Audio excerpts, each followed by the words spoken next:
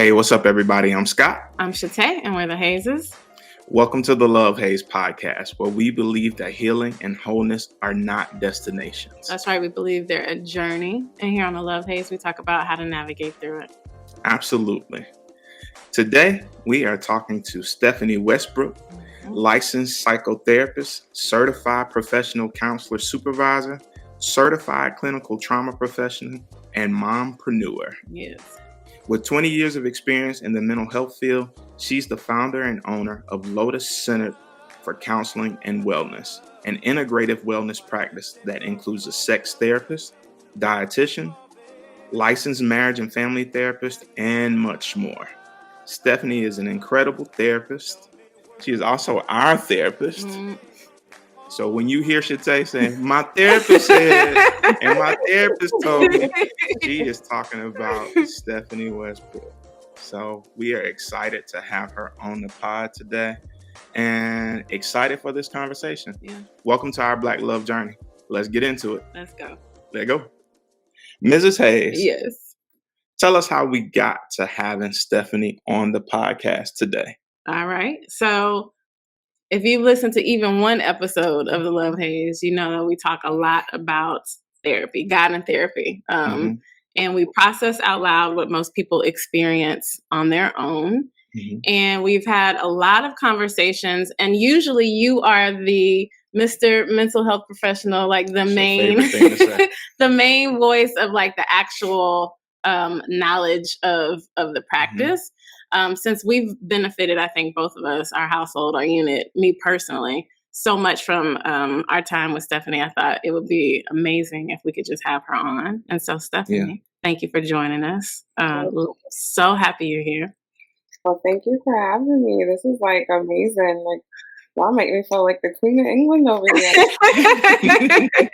here. You're truly, truly talented. Can you start us off with telling us how you got into the work that you do with mental health care, how you got started? Well, I actually started as a recreational therapist at a children's hospital in the Bronx. And I loved it. You know, I used to do music therapy, art therapy, drama, dance, like whatever I wanted to do, they pretty much let me do whatever I wanted. And it was so much fun. But when the kids would go to therapy, you know, individual therapy, all of the therapists at the time were like Caucasian, like Jewish, no one was of color, and majority of the children in the hospital were of color. And so that's when I started. I said, I'm gonna go ahead and get my, go back to school and all that kind of fun stuff and really kind of pursue this on the next level, and then also try to incorporate more of the recreation or the therapeutic recreation into mental health counseling, and so I saw that there was a need. And a lot of the kids that I would talk to, they would want to talk about things, but then there was like a lot of barriers to really kind of processing how they felt. And so I wanted to make sure that, I had enough education to be able to help them in their journey, in addition to, the recreation component. How does that even work with recreational therapy? I have heard of dance therapy, art therapy. My grad school experience, I don't know if I've shared this with you, Stephanie. Grad school, I did my research on the connection between creativity and spirituality, basically dance and spirituality. There is not a lot of research, or wasn't even at that time, on the connection between dance and spirituality. So a lot of my research was art therapy. But I guess is a different lens. Is recreation therapy, I guess, kind of the same? Recreation therapy is a big umbrella, so it encompasses art therapy, drama therapy, dance therapy. And so it's a really broad umbrella. A lot of times it's like in the psychiatric hospitals, they have to have a recreation therapist, like that's part of the law. Whereas like art therapy and all those other, expressive arts, are optional. And so with therapeutic recreation is specifically for mental health clients and, disabled, people who may have like different disabilities or, and things like that. Like, cause I even worked with like a disabled sports team at one point, in that part of my career. I even was like a basketball coach at one point for like some special needs children, so it's a lot of fun. Yeah, it's a lot of fun. You can do a lot of different things. So with that hat, you can kind of pick and choose what you like to do. I love that. And at some point you decided to pivot and go ahead and just become the therapist. That's exciting. Mm-hmm. Yeah, that's really, really dope. I want to get more into like how you came to view like where we are as a community with mental health. So, what's your perspective of the state of our community's well-being, our mental well-being? Mm-hmm. I think it's forever changing. I think it's better now than it's ever been, but I still don't feel like it's at its peak. I think there's so much more that can be done. Traditionally, a lot of people of color would go to church whenever they would have any sort of emotional disturbance, or they would try to pray through it. And don't get me wrong, there's a place for prayer in every instance. However, if you have something that's more deep rooted, especially being a person of color, who experiences systemic racism, who has a history of post-traumatic slave syndrome. Like, there's so many things that go into being a Black person or a person of color in America.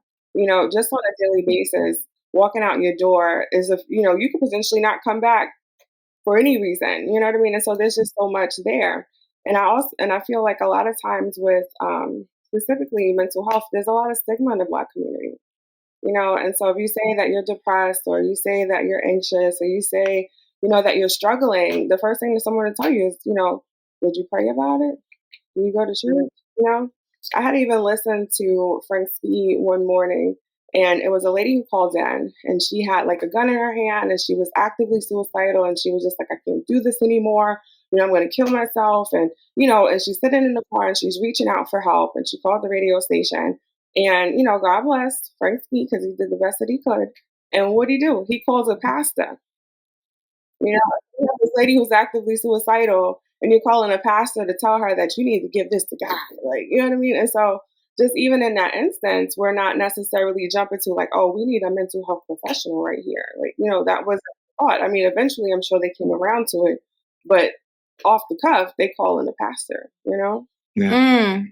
I want to go off the cuff because I know we had an arc of conversation, but you mentioned something I would love to unpack a little bit more. What's the difference? We say it's important to have, and I do believe it's important to have God in therapy. What's the difference? Like, in that moment, what is it about mental health or therapy that would have been more effective for someone in that moment than prayer? Like, what is it? Well, for one, if you're suicidal, that is you're more than likely you have a mental illness. Because when people are sad, or they're hurting, or something very minimal, you can maybe pray that away. But if you're in a space when you're ready to kill yourself and you have a gun, that's beyond just I'm having a bad day. We've breached into major depression, into clinical depression. A major mood disorder. A personality disorder.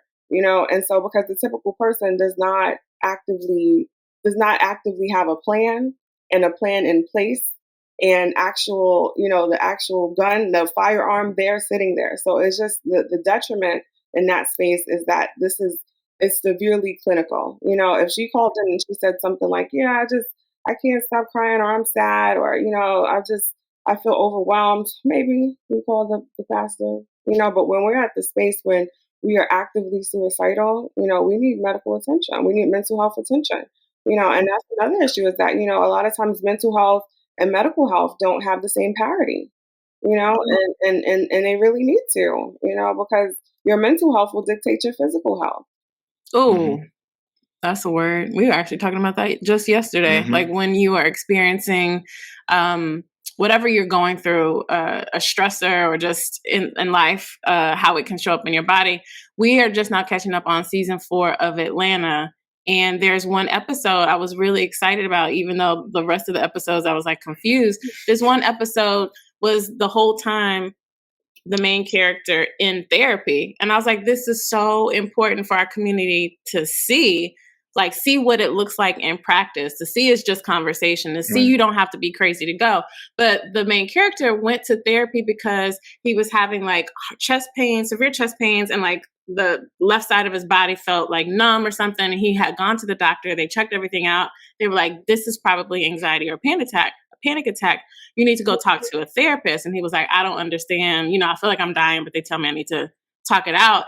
And after like conversations, like more probing questions, you could see as he unpacked like the main decisions he was making, like visibly, he started to have the chest pains again, that kind of thing happens Mhm. all the time. You know what I mean? Like when you don't work things out. We were talking to a friend of ours who's a doctor and how this person just got cancer diagnosis, and she was like, maybe you should talk to a therapist. It's a lot to process. And he was like, he said something like, I just want to be happy, or Mhm.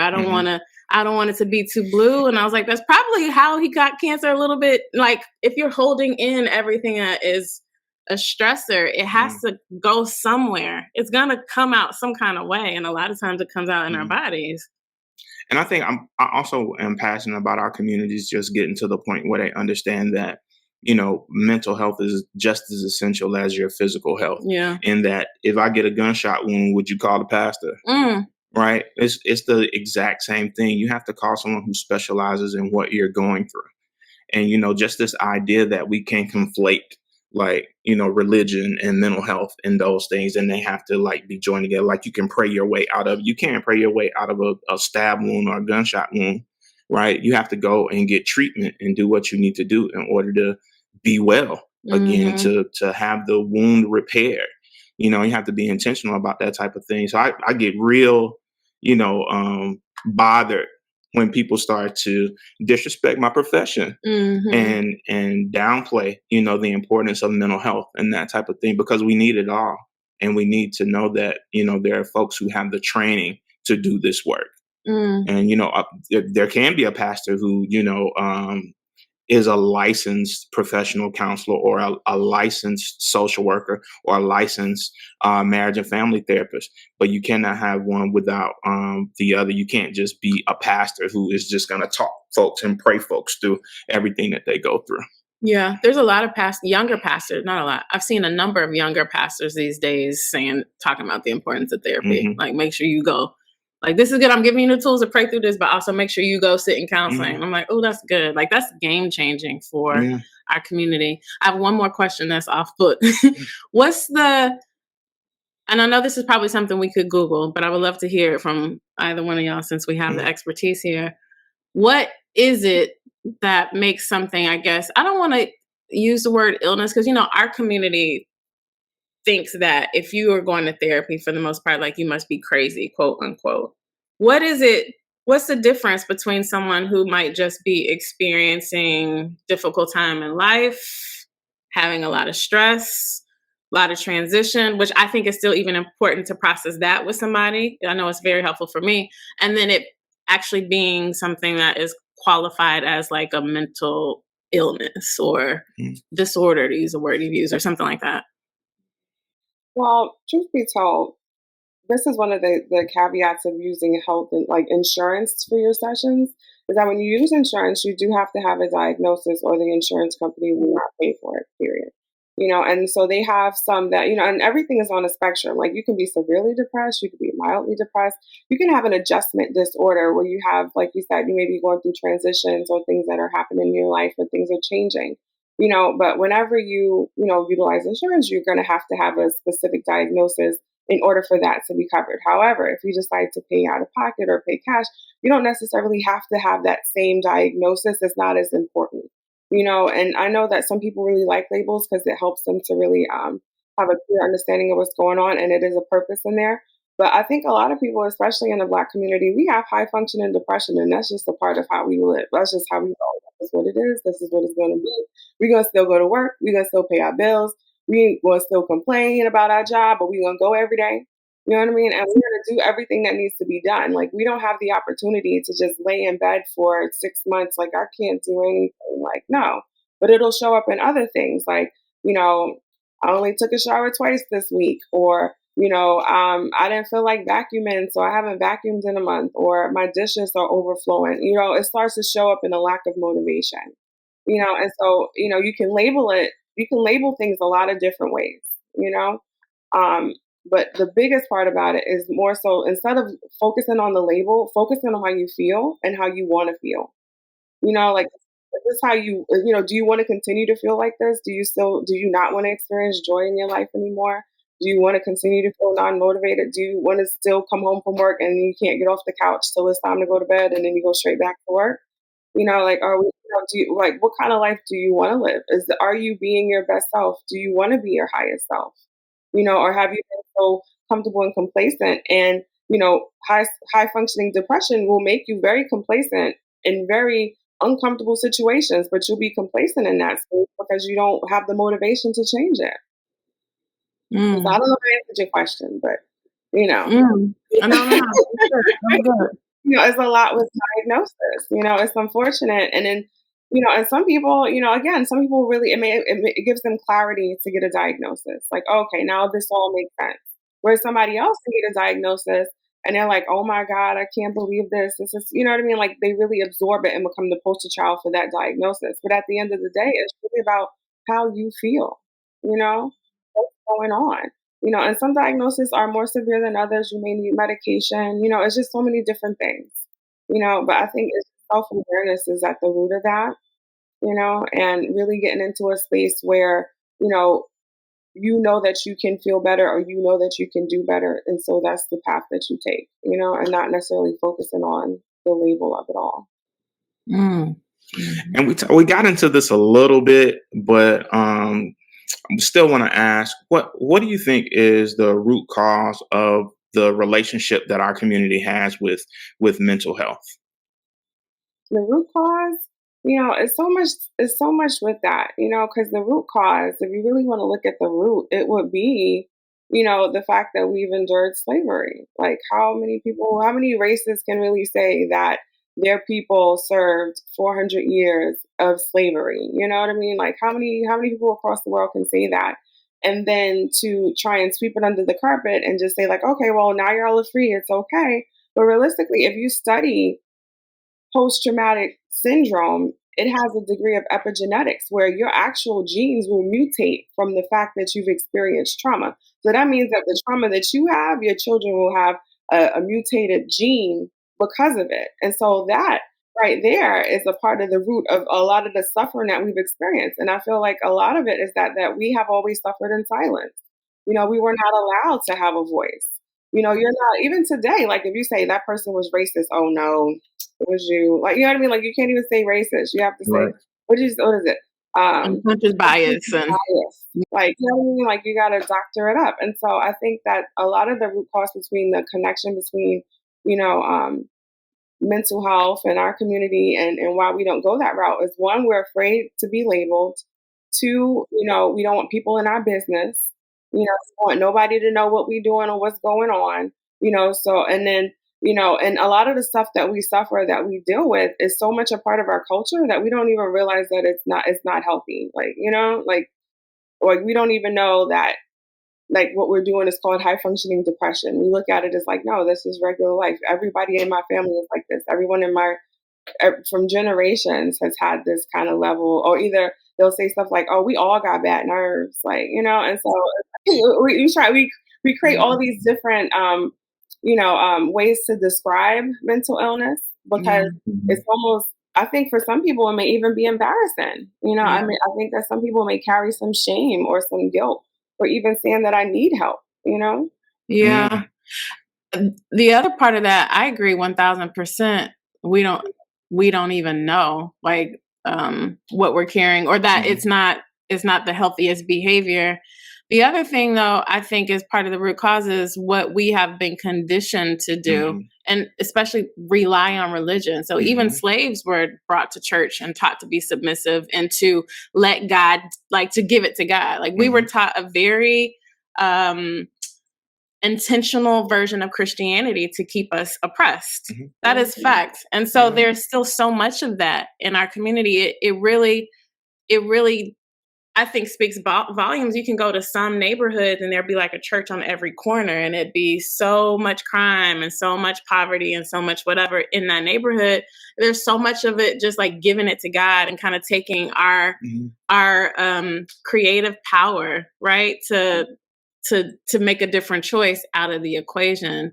And I think that's why it's so important for us to have conversations like this. Like you need both of them. There is like this element of magic, as I've heard you say before, Stephanie, that is a part of all of it. But there's also like, we have to choose to make a different choice. We have to choose to disrupt the patterns we've seen in our household, even when it's It causes extra Yeah. drama. I think Yeah. that's also a part of like the battles that you and I have sometimes with religion. It is like the deconstructing, Hmm. and battling against this idea that everything has to be about long suffering Yeah. and struggle love, even if it is with, your higher power. There's this idea that you're always supposed to be suffering and the Hmm. reward is on this other side or whatever. And you don't talk about any of the stuff that is going on with you internally. Like you're supposed to be hurting. You're supposed to be suffering. Hmm. God gives, his fiercest battles to his greatest soldiers, that kind of foolishness that I don't rock with. I want mine now. Hmm. Like, give me my reward right Yeah. here. And I believe that a part of that is like doing that, some of that deconstruction and unlearning a lot of those kind of long suffering kind of beliefs. And that I think is one of the biggest barriers for our community as well. Unlearning. Mhm. Yes. So you basically just ushered us into the next question. What's the haze of addressing, some of these root issues? Unlearning. Would you say there's like what makes it difficult for us to be different? And just to piggyback a little bit off of what you said is that, that whole suffering in silence too. Like Mhm. that's big. Like, even if we're looking at it from the slavery perspective, you couldn't be in there like, this is unfair. Like, that's not the conversation you have when you're oppressed. And so, that whole suffering in silence has been a huge component of Black culture is that, if something is bothering you, you keep it to yourself. If you even if you tell your mom or your grandma what's going on with you, then they start telling you what's going on with them. Like, oh, and my foot hurt, and my back hurt, and my neck. And so, and so there's just so much with it. But I think a big part of the haze is, one, access to services, Mhm. because there are a lot of Caucasian therapists. Black therapists are in the minority. And if you have a Black person who goes to a Caucasian therapist, not that they can't help them, but there is a cultural component that will not be addressed or cannot be addressed in that sort of relationship. And I Mhm. think that a lot of people who may have tried mental health counseling may have gone to a Caucasian therapist or someone outside of their culture, and then they had a negative experience and then they never tried again. I think Mhm. one of the biggest things about accessing services or working with a therapist is one is having that level of connection and feeling comfortable with that person. This is somebody that you're going to spend time with. Do you like them? Are you okay with them? Do you feel comfortable sharing with them? And so being able, one is access to services is part of the haze.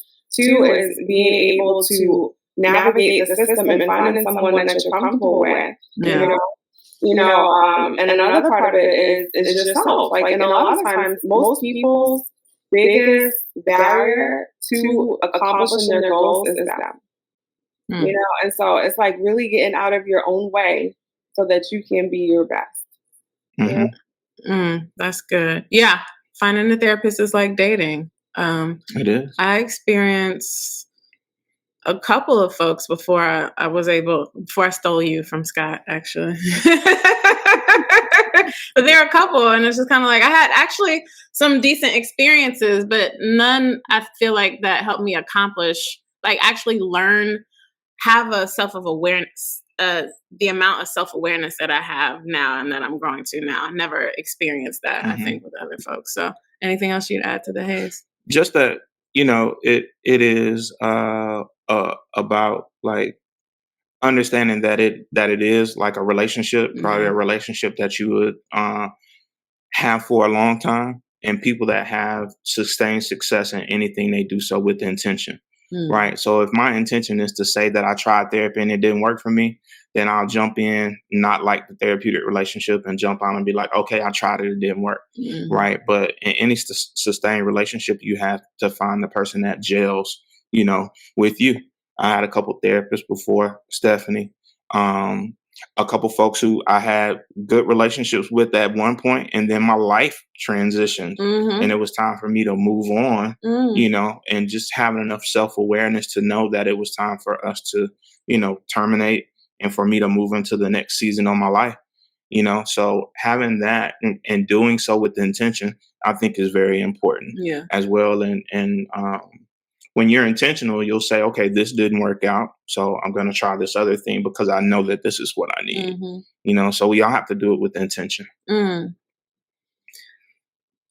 Now I feel like we're jumping into how we're navigating through the haze. Could we help normalize like what a therapy session, I guess, should feel like, or how can we help somebody like know that they're on the right track with either finding a therapist or like what they're actually doing in therapy? Can we talk through some of that? Like what happens in a session? Should the person, I guess I'm the patient, right? Should I come with all of the things knowing what I want to talk about every single time? Because sometimes I have to admit, like, I'm like, what am I going to talk about today? Or should the therapist be prepared with what they have heard in the past and unpack? Like, how could it go? I don't want to say should. How could a successful, I guess, session go? Well, it really depends on the person. Some people prefer more of a directive experience, and that's when you would use more of the cognitive behavioral, or you would be really kind of a stickler for the treatment plan, really focusing on the goals. And so when you do your intake appointment, that's when the therapist really gets to know what it is that works for you. Some people need an action item at the end of every session to make them feel like they've made progress, whereas other people come in and they just are comfortable and just, really are ready to talk and to express and to really kind of just let their guard down. And for some people, the only person that they can be honest with is their therapist, because there's a level, there's patient client confidentiality. And so everyone else in their life, they may have to, put on a certain mask or be a certain way. But in therapy, that's one place where you can be your truly authentic self. And one of the beautiful things about therapy is that it really helps you to identify your needs. So even if you don't know what you want or know what you need, through the experience of therapy, you're able to really be able to identify what you need, know what you want, and then also have the courage to go after it.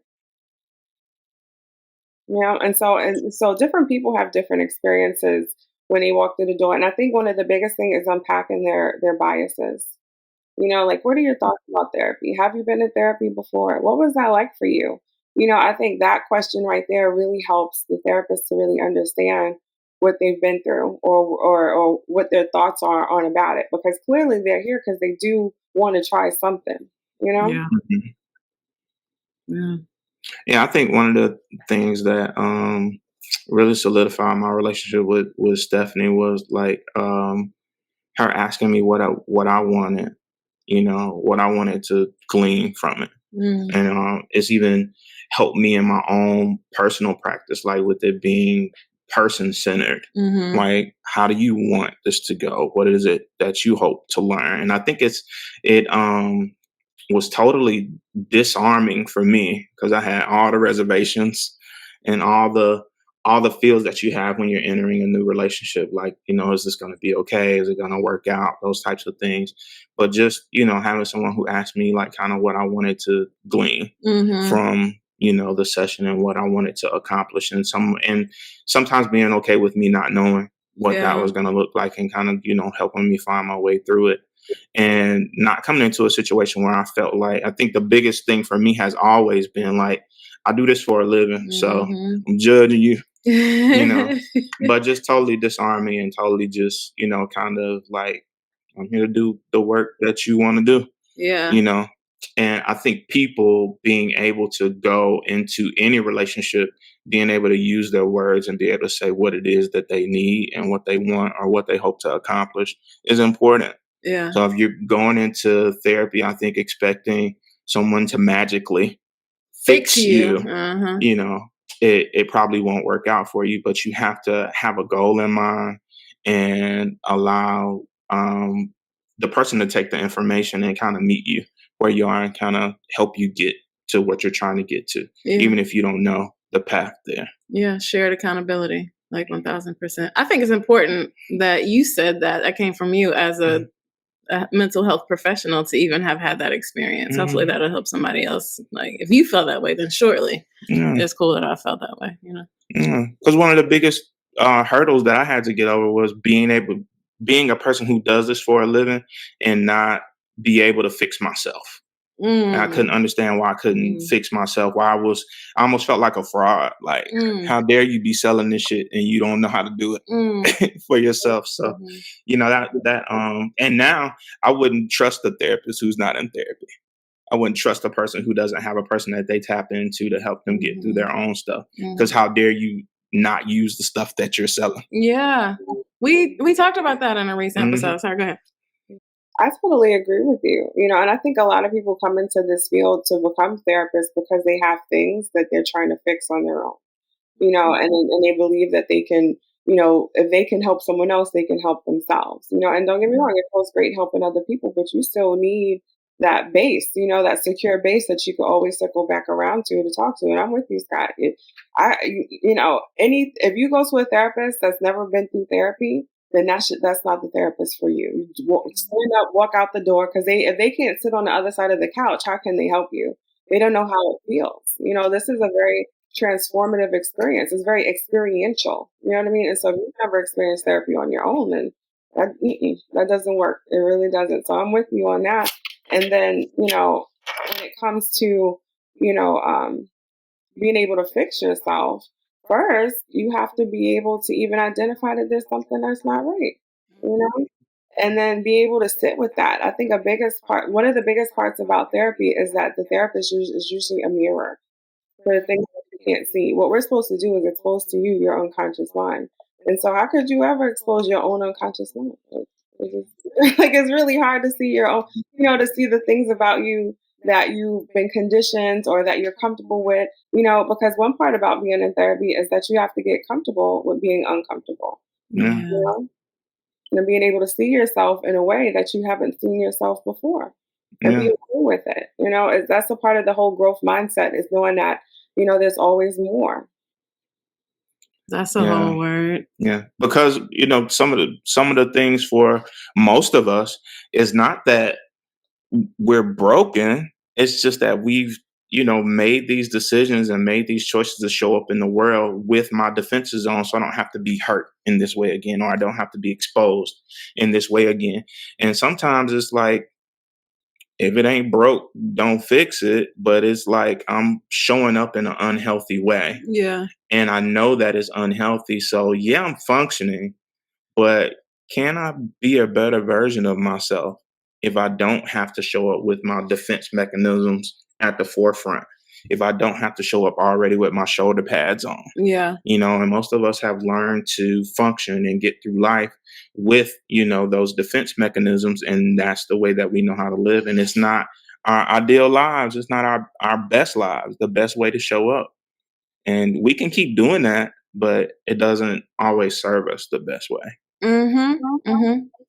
The educator in me wants to make it even more practical. How can we help? Okay, so we've said in terms of what to expect, that it's like dating and that you should be okay with testing, I guess, for lack of a better word, multiple people, that you have to feel your way through it. You said be comfortable with being uncomfortable.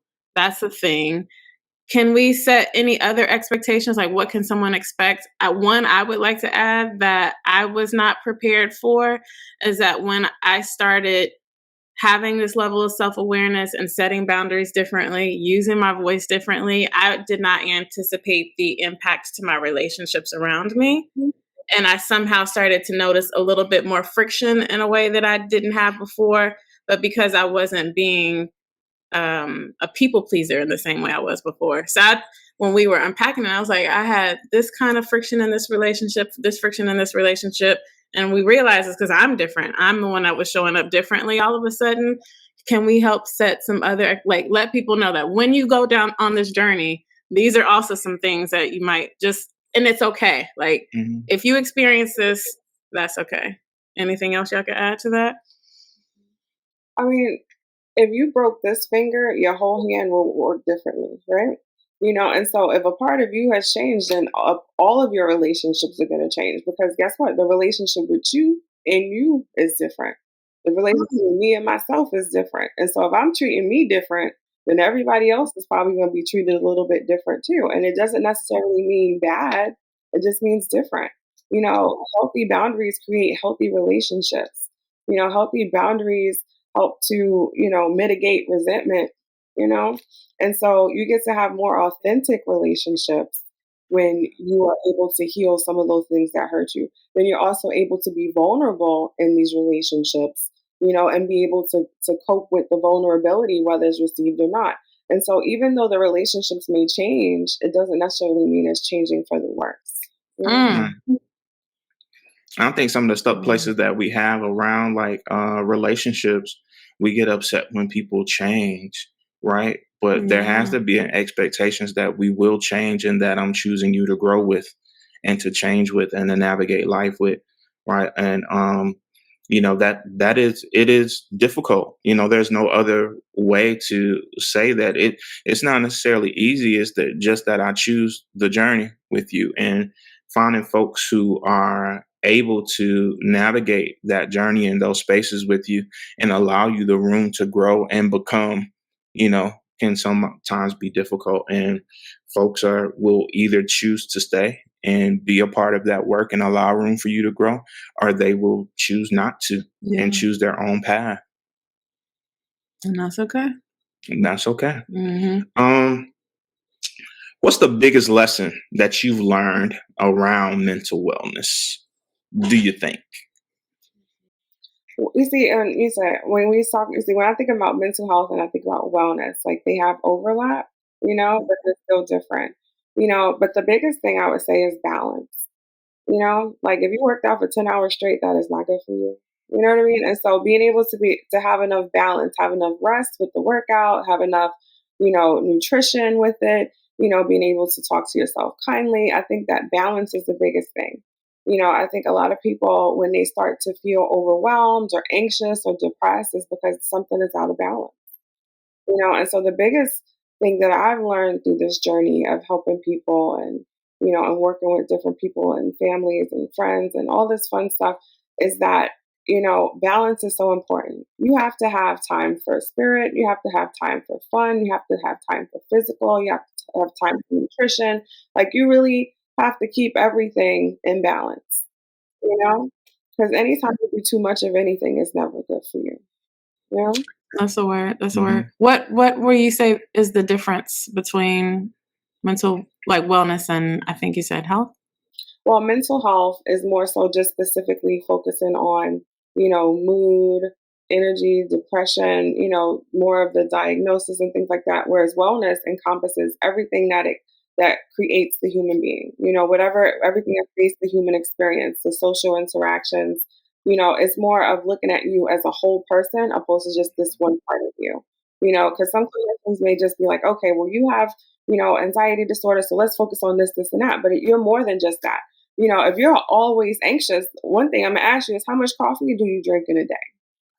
You know what I mean? Like, how much caffeine are you getting? Like, what is your nutrition like? Do you have a lot of sodium in your diet? There's so many different. There's more to the person than just this one aspect of them. And really even getting around like, so what's your family like? What else is going on? And so wellness encompasses everything that you touch, everything that's around you, keeping everything in balance. Wellness really allows you to look at the whole landscape of your life and figure out, where are where are the hills, where are the valleys, like what am I looking at here, and really look at the full picture of the person. And so that's why I'm really big into holistic and integrative because you're more than just one part of you, you know. Amen. And so we really have to figure out what are all of these things that play a role into where you're at. She better preach. That's beautiful. Beautiful. Anything you would add to that, Mr. Mental Health Professional?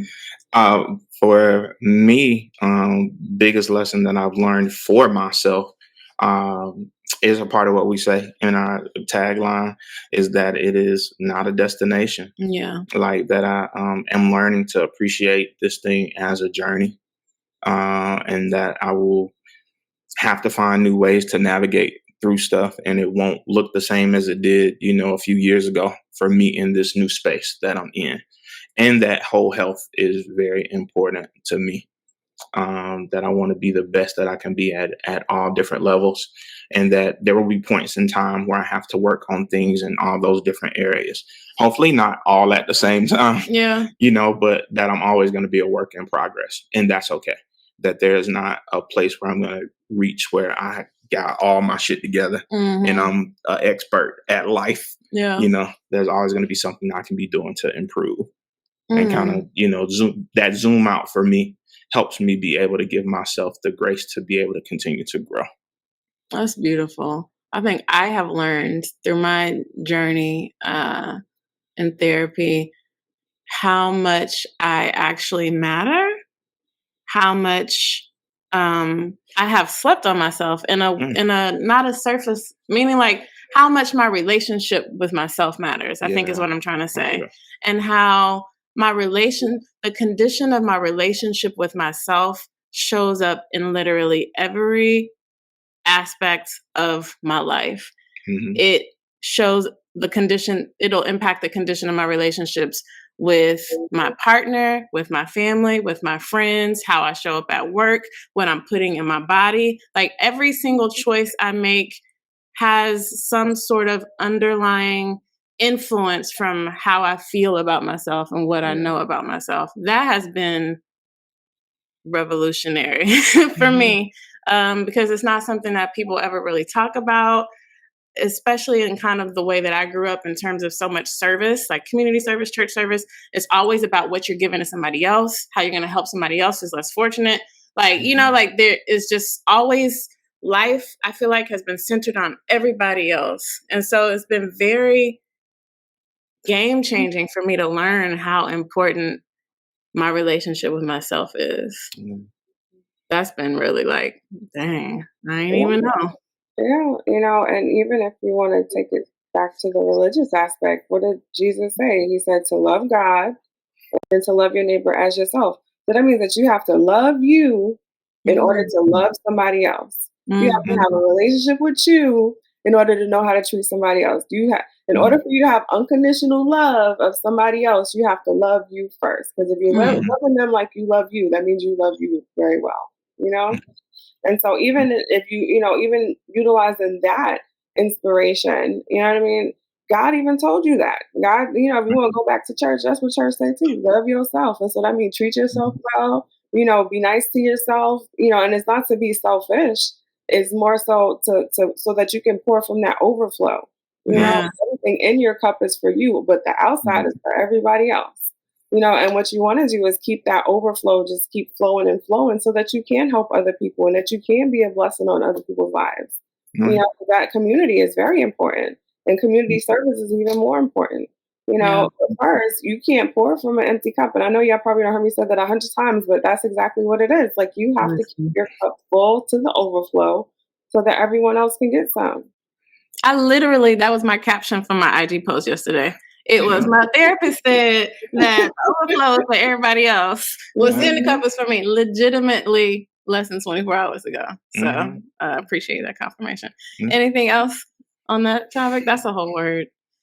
It is just that realization that you were talking about, this idea that we're worth it, that we're worth the and I said this before, I'm worth the work. You know what I'm saying? Being able to everything that I'm able to give to other people, if I'm not able to give it to myself, then I can't see it in another place, whether that's love, whether that's grace. All of that starts with me. And I've been prior to this been so used to like my pride and joy being able to give to other people and do this thing for other people and putting myself last. Being able to make the shift to putting myself first and that be like the foundation for how I show up in the world. I do that for you because I first did it for me. You know what I'm saying? Because I'm worthy. And now, now you can get some too. Yeah, that's that stuff. I know we're trying to wrap up a little bit, but it brought another thought to mind. Like, so back to church and unlearning so much of our community, churches, especially across the South, we were indoctrinated with this line, I'm not worthy. We're not worthy. When we're praying, I'm not worthy. We're just sinners. Like just over and over and over throughout our entire lives. So of course, like how would we know that we were worthy if our entire lives in church, the place where we are supposed to be growing and aspiring to be more, so much of it is I'm not worthy. I don't hear some churches saying it as much anymore, but we've had to unlearn that. And now I don't even use that language. I don't receive it if someone says it in a prayer, but we were literally trained, taught, like indoctrinated around that. So how could our community believe that we could be different or have different, you know? Mhm. Yeah, that goes a lot back to, again, the experience of slavery or, the, the slave trade experience, but in that same book, it also says that we were made in his image and in his likeness, and so, and that's the problem with religion. And I don't want to get too deep into that because this is not my platform. I'm out here giving out all my personal opinions, but that's the thing. It's like, you can read a book and you can pull out different parts of it to, you know, um, to make your point, And so, I think that a lot of the religion that we've experienced was specifically for oppression, whereas other people may read it and feel relief and feel empowered and encouraged. Like I'm made in his image. It was meant for me to rule the world. Like, you know what I mean? Whereas others like, you're not worthy. You're a sinner. You're of the slaving class. Like bow your head. It just really depends. And so, really focusing more on what makes you feel good. What is the empowerment component of it? Because I believe that the Bible was meant to empower and to encourage and to guide, into you being your best self, not for you to be complacent, to suffer in silence, and to, create this experience of martyrdom. Jesus died so we don't have to. So we don't have to kill, what I mean? He died so that we don't have to.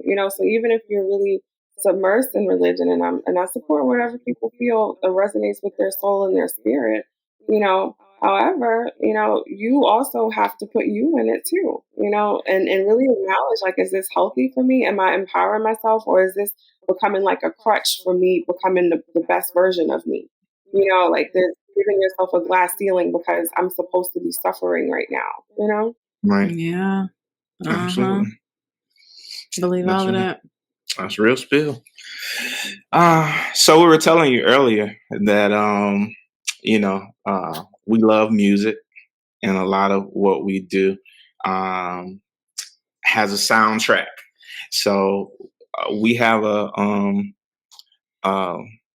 portion of our podcast that we call Music for the Moment. So we are inviting you to share in that, like we invite all of our guests. So we're asking you, what does this moment feel like? What's your music for the moment? I can go if you need time to think. I just, of course, I want the music for the moment. I don't know. I can only think of like what I was listening to before I started, which was like that Vivian Green song, like with the that has a dance to it. Get back to my baby. And so that's still the whole time we're talking, like that's still in the back of my head singing. Like, yes, that's the Frankie Beverly sample, Vivian Green. With the line dance. So that's all I got in my mind right now. I don't know. What are you guys thinking? What's your vibe right now? I like world beats too. So what are you guys thinking? So for me, Scott's for sure is like the winner. But the one that I'd like to add is India.Arie, Get It Together. That's such a good one. It's time to heal yourself, time to heal your body, all that. And it's just it's a nice sounding, feel good song. But what's yours, Scotty? Mine is, and I'll preface this, you may not know this, Stephanie, but usually people have good wholesome songs, and I usually bring the ratchet and all the rappers. But mine is Kendrick Lamar, song off his new album. It's called Mirror. And the subtitle of it is I Choose Me. And he's really just talking about, like, I can't, I'm sorry I forgot to heal the world because I had to build mine back first. And it's really just this idea of choosing ourselves and being our best selves and being okay with that. Like I'm not able to like go out and be this huge vessel for the world. Right now, I have to focus on me. Have to And in heal this me. moment, I'm choosing my own healing. Have you heard that song before? I love Kendrick Lamar. Like, he's one of my favorites. You know, so just to piggyback off of y'all, so if I had to pick a Kendrick Lamar song, it would be All Right. I'm Gonna Be All Right. Yes. Yeah. And so if I had to pick an India Irie song, it would be Faith, Courage, and Wisdom. I don't know the names of the songs, but I know the hook. I think ours is strength, courage, and wisdom. Yeah. Yeah. Add all of them. Mm-hmm. All of them will be there. So we're going to add all of those. But I'm really getting into this new grown man rap, this new Jay-Z, this new Nas. King Disease 3? Oh my gosh. Have you heard it? I heard the one when he was talking about, you know, investments and all, you know, buying real estate and, you know, like I love Nas. Like I'm from the Bronx. Yeah, we already know. I'm not like, you know, that's one of my top 5 greatest rappers of all time. No, this album is just good. I don't even identify for real as a Nas fan, but even this, I think in general, we're not huge East Coasters. Just being from the South, there's just so much talent from the South. And then when I was growing up, they didn't play a ton of East Coast rap on the radio in Texas. It was Southern rappers and then West Coast rappers for whatever reason. But this Nas and like to his point, Jay-Z's his verse on God Did, like that, there's some good music out here. Yeah. And even with Nas, like I have my boys listening to and they sing, you know, I know I can. Yeah. You know, so I got young hip hop fans on the way, you know. So I give them their music now, so you know, they know what sounds good, you know. Start them early. Train up a child, huh? Amen. Way they should go. Well, thank you so much, Stephanie, for being here. This has been a really great conversation. I hope that it will land in places that it needs to land so that people can be inspired to get the support that they need to live like in full thrivership. Like we hope. I was saying as we were listening to the music choices before this, like I really just would love for our community to be free. You know, there's so much systemic oppression, but there is part of our freedom that we can choose, right? And this is it. And so you were saying like, that's it. Everybody might not choose it, but if at least we could, you know, provide the soundtrack, the setting, the environment, create the space so that maybe they usher a little bit closer to it, then it's all worth it, you know? Yeah. And our people are worth it. As much as I cuss Stephanie about my copay. I feel like I get paid I pay her to beat me up. But she provides the self-awareness that I need to make a different choice. And once we become self-aware, it's up to us to make a different choice. So we're worth the work. Choosing it. Hey, that's a whole word. Well, with that, thank you again, Stephanie. We appreciate you. If y'all are joining from YouTube, please take a moment to like this video and subscribe to our channel and get notifications when we release new episodes every 2 weeks. If you are joining from Spotify, Google Podcasts, Apple Podcasts, wherever we are on the internet, please rate us and leave a comment. Just follow the podcast and share with a friend. We really appreciate that. And like we always say, life is always going to present us with the haze, but we have everything we need within us to navigate through it. That's right. And you're not alone. So join us next time and we're going to take this journey together, y'all. All right. Peace. Holla.